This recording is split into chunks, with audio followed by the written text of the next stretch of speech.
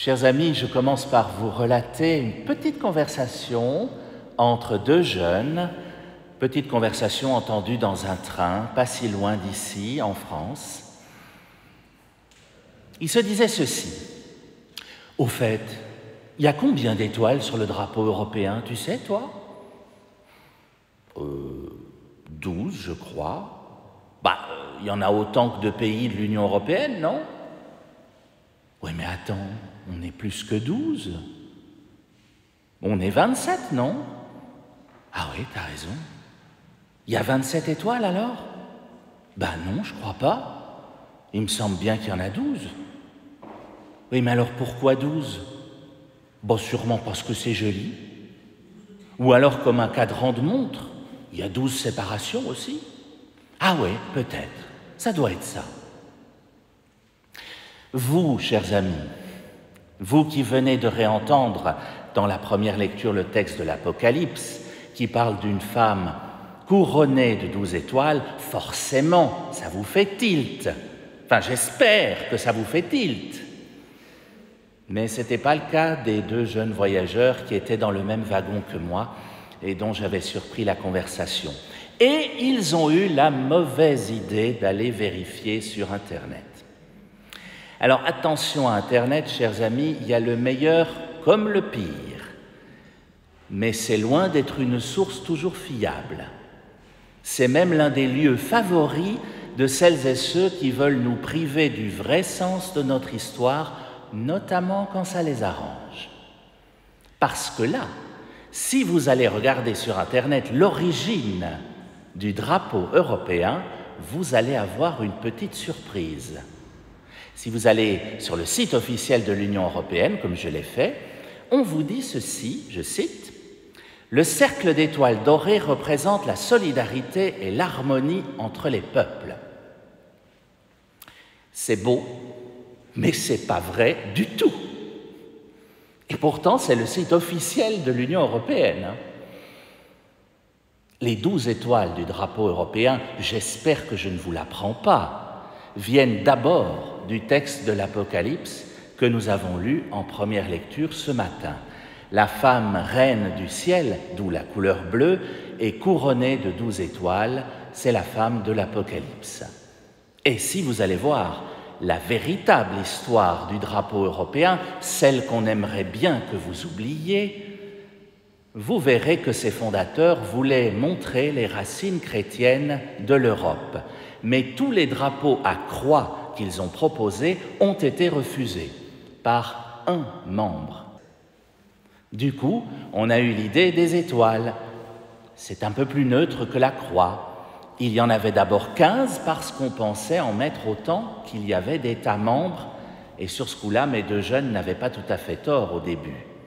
Mais on est revenu à 12 sous l'impulsion de M. Arsène Heitz, celui qui a dessiné le drapeau actuel. Et il avouera plus tard qu'il y avait bien un lien avec Marie, avec ce texte parlant de la Reine du Ciel, la femme aux 12 étoiles de l'Apocalypse, parce qu'il porte la médaille miraculeuse avec ce symbole, et qu'il voulait donner à l'Europe un symbole d'union entre les religions, parce que vous le savez bien, Marie unit les religions, on la trouve dans le Coran. Et bien sûr, elle était juive, donc c'est une personne qui peut unir, qui est susceptible d'unir les peuples et les religions juives, chrétiennes et musulmanes. Beau symbole de paix qu'avait trouvé l'inventeur du drapeau. La couleur s'imposait d'elle-même pour la Reine du Ciel, le bleu. Eh oui. Alors, je vous rassure, on n'est pas mieux, nous les catholiques, Si je vous demandais là, maintenant, d'expliquer le mystère de l'Assomption à partir des textes que nous avons entendus ce matin, que l'Église nous donne à entendre en ce jour de fête, je ne suis pas sûr qu'il y aurait beaucoup de bonnes réponses, de ce côté-ci de la chapelle sûrement. Et encore, pour bien comprendre ce que nous fêtons chaque année le 15 août à partir des textes de la messe, il faut rembobiner, il faut reprendre tous les textes dans le sens inverse de celui que nous avons entendu. Il faut commencer par l'Évangile, puis la deuxième, puis le psaume, puis la première. L'évangile de Luc, d'abord, parle d'une femme enceinte dont on sait qu'elle va enfanter Jésus, le Messie. Début de l'histoire. La seconde lecture, Paul nous dit que le Christ, ensuite, est mort pour être le premier des ressuscités, parce que le dernier ennemi que détruira le Christ, c'est la mort elle-même. Magnifique annonce de Paul. Un jour, avec Jésus, nous serons tous ressuscités. Gardez ça en tête, on y revient.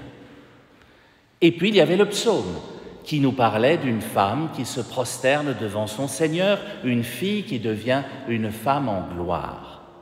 Avec tout cela, on a déjà l'évocation symbolique du parcours terrestre de Marie et de Jésus. La naissance, la mort, la résurrection et la fin de vie terrestre de Marie avec son assomption, son entrée dans la gloire du ciel. Enfin, prenons notre première lecture en dernier, l'Apocalypse, c'est d'ailleurs le dernier livre de nos Bibles, et on découvre cette femme vêtue de soleil. Le psaume nous en parlait déjà d'ailleurs, une femme vêtue d'étoffe d'or, et cette femme de l'Apocalypse, vêtue de soleil, est enceinte. Elle enfante un fils, le berger de toutes les nations, et l'enfant est enlevé auprès de Dieu et de son trône. La femme, quant à elle, s'enfuit au désert. Difficile de ne pas y voir l'histoire de Marie et de Jésus. Pourtant, ce n'est pas dit. Rien dans l'Apocalypse ne nous dit que la femme dont on parle, c'est Marie. Vous pouvez aller vérifier. Et c'est pas sûr que ce soit Marie. Même si on nous dit qu'elle est couronnée d'étoiles avec la lune sous les pieds, exactement comme le texte du chant que nous avons chanté au début de cette messe. Elle ressemble à Marie, mais elle peut être vue aussi, plus largement, comme l'image de notre humanité tout entière, et c'est ainsi que la voient la plupart des théologiens. Cette femme qui enfante à la fin des temps, c'est l'image de notre humanité que Dieu veut épouser dans son Église, celle qui enfante le Fils de l'homme. Et la venue du Fils de l'homme, ce n'est pas la naissance de Jésus à Bethléem, c'est son retour à la fin des temps.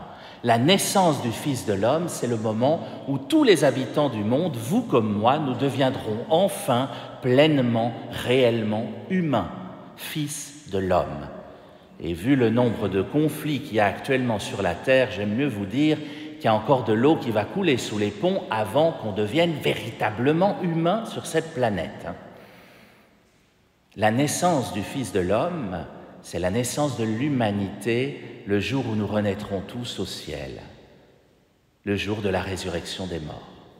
Le 15 août, nous célébrons le cadeau incroyable que Dieu fait à Marie, celle d'être la première sur notre chemin de ressuscité, et la promesse qu'il nous fait à nous, vous aussi, comme elle, vous vivrez éternellement.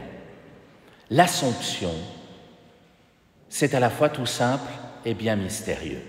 Le texte officiel de l'Église, proclamé en 1950, dit simplement que Marie n'a pas connu la dégradation du tombeau. Ça dit tout et ça ne dit rien. Est-ce qu'elle est morte? C'est pas dit. Est-ce qu'elle n'est pas morte alors? C'est pas dit non plus. Elle n'a pas connu la dégradation du tombeau. Déduisez-en ce que vous voudrez. Pour le reste, mystère. La femme de l'Apocalypse couronnée de 12 étoiles est-elle Marie? Peut-être. Est-elle Marie en gloire à la fin des temps? Peut-être. Est-elle l'image de l'Église, dont Marie est assurément la meilleure des marraines? Peut-être. Toujours est-il que le drapeau européen se base sur ce texte. Et peut-être ce drapeau préfigure-t-il l'entente un jour entre tous les peuples. Mais de grâce, ne vous laissez jamais dire qu'il ne vient pas de la Bible, s'il vous plaît. Nous sommes en chemin vers notre résurrection. La première en chemin, c'est Marie. Célébrons-la avec joie et demandons-lui d'éclairer nos chemins de vie, nos chemins de foi, nos chemins vers Dieu. Amen.